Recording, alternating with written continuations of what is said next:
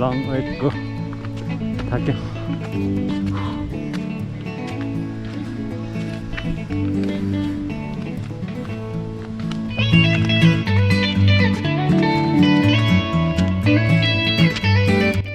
हामी चाहिँ हिँड्दा हिँड्दै मध्य रोड बाटोमा आइपुगेका छौँ।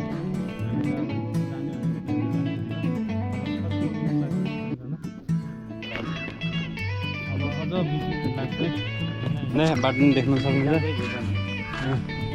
हामी चाहिँ जानु लाग्यो भिरलाङखेरी भ्यू पोइन्टमा होइन।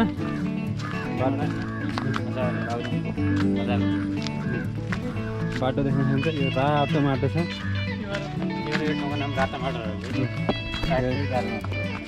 रातो माटो भएर अब हिँड्ने क्रम अझै जारी छ।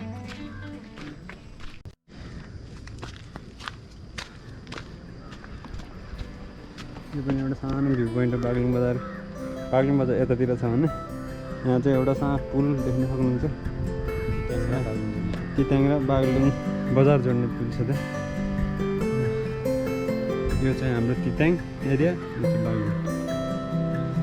यसले एउटा सल्लाह गाडी जस्तो छ, सल्लाहको गाडी जस्तो छ पुरा एकदम स्लोपिङ वुड्स रुखतिर भएको ठाउँमा आएका छौँ। हिँड्दा सबजना थाकेका पनि छौँ। चाहना कस्तो फिल भइरहेछ? ए म त गजबको मजा आइरहेछ एकदम।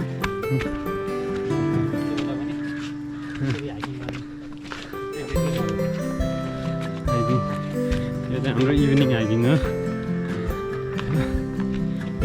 बाटो सिधै एकदमै स्लोपिङ।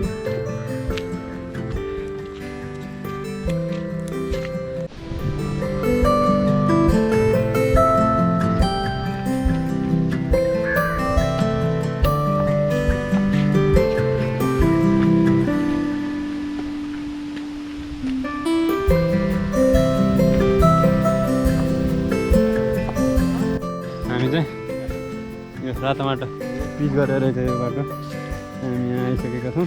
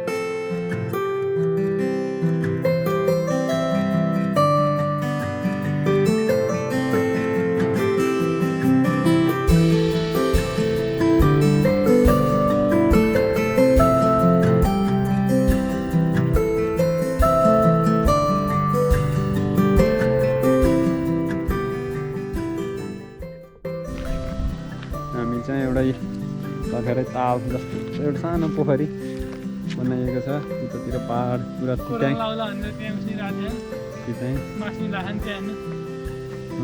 सानो मास हालेको रहेछ, फोहोर गराएको छ। त्यो ताल सानो एउटा दह जस्तो बनाएको। अझ हाम्रो डेस्टिनेसन छ अझै यहाँबाट माथि जानु हो। हेरौँ कति बेर लाग्छ हामीलाई।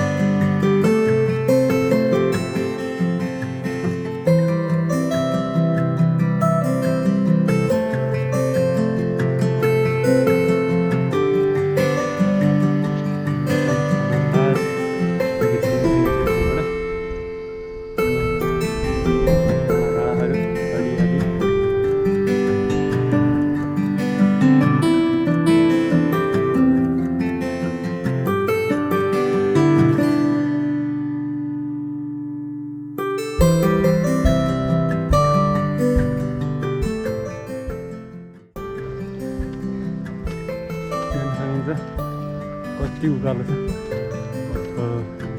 हिँड्दा थाक्यो। ओहो यतातिर बाटो सल्लै सल्लै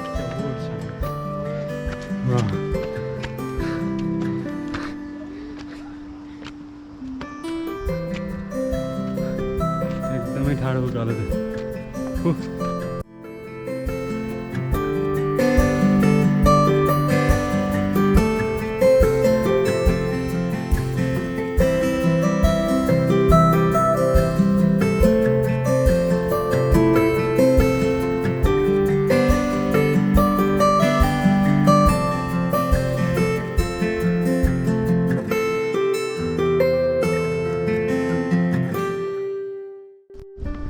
हाम्रो भिरलाङखुरीबाट देख्ने ठाउँहरू चाहिँ यो हाम्रो बागलुङ बजार भइहाल्यो होइन यो चाहिँ हाम्रो नाग्लिबाङ भन्छ यो ठाउँलाई त्यसलाई चाहिँ पाङ भन्छ अनि उता चाहिँ बलेवा जुन चाहिँ एयरपोर्ट भएको ठाउँ त्यो हो अनि यो चाहिँ भकुन्डे जुन यो खुट्टाबारी यो चाहिँ हाम्रो तिताङ एरिया त्यसरी चाहिँ यता चाहिँ यो पारि चाहिँ सिगाना ठाउँहरू एकदम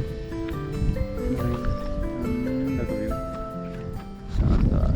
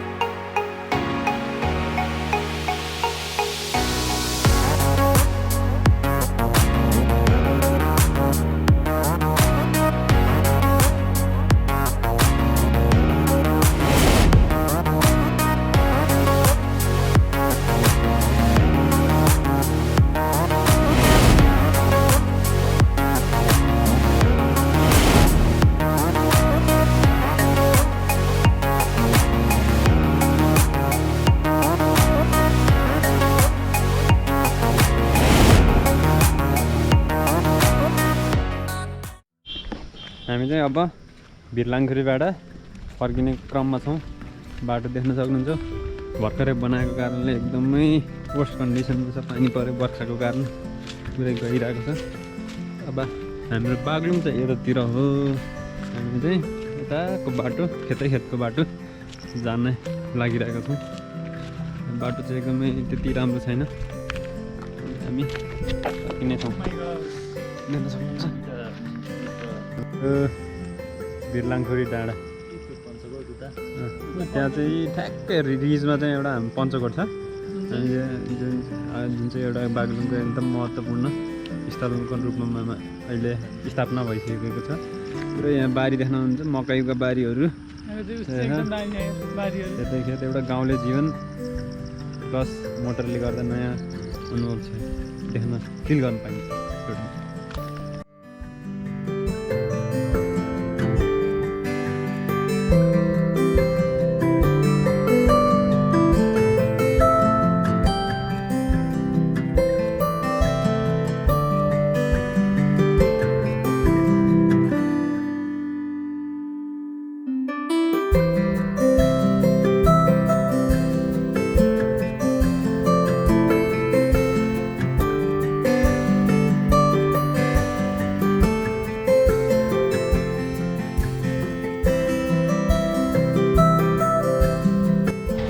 फाइनल्ली हामी बागलुङ बजारमा आएका छौँ।